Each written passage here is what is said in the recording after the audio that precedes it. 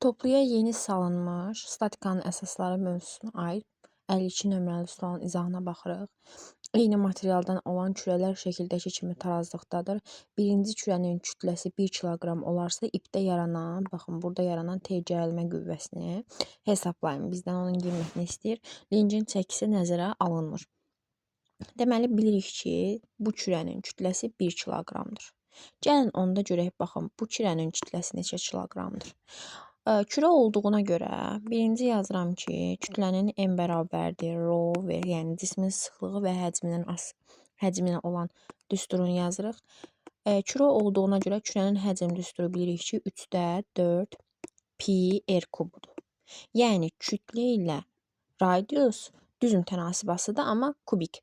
Onda yazırıq ki, m1-in m2-yə nisbəti bərabərdir r1-in kubunun r2-nin kubuna nisbəti.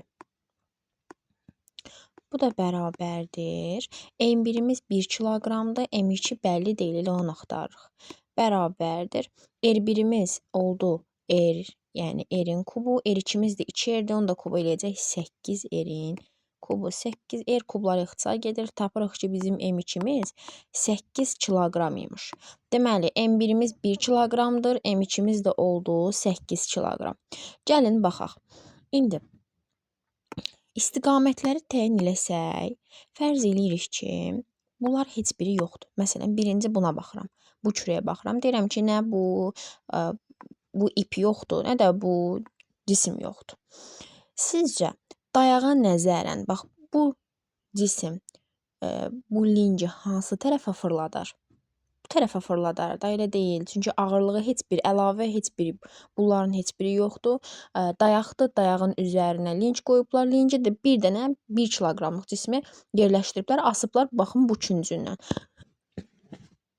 Onda bu, deməli, cisim, bu lingi bu işarələdiyim istiqamətdə aparır. İndi baxaq o birisinə. Yenə deyirəm ki, indi fərz eləyirəm ki, yalnız budur. Yalnız baxın, bu 8 kiloqramlıq cisim var. İndi sizcə bu 8 kiloqramlıq cisim bu linci hansı istiqamətdə fırladar? O da bu istiqamətdə. Axı ağırlıq aşağıdır. Ağırlığı aşağıdır deyə, deməli onu neyniyər? Aşağı istiqamətdə ötürər. Yəni bu istiqamətdə ötürürlər. İndi deyirəm ki, nə bu cisim yoxdur, nə də bu cisim yoxdur.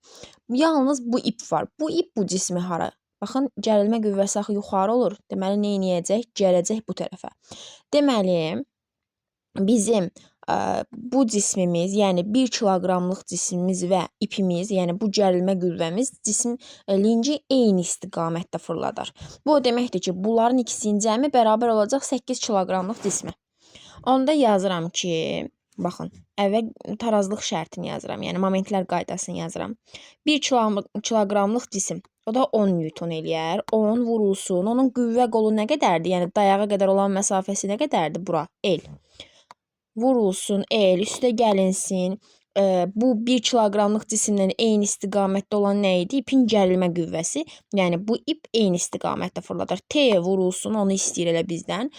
Nə qədərdir T-dən dayağa qədər olan məsafə? Baxın bura, L böl 2 məsafəsi. L bölək 2 bərabərdir 80 vurulsun. 80 kiloqramlıq cismin qüvvə qolu da buradan buradır. O da L-ə bərabərdir.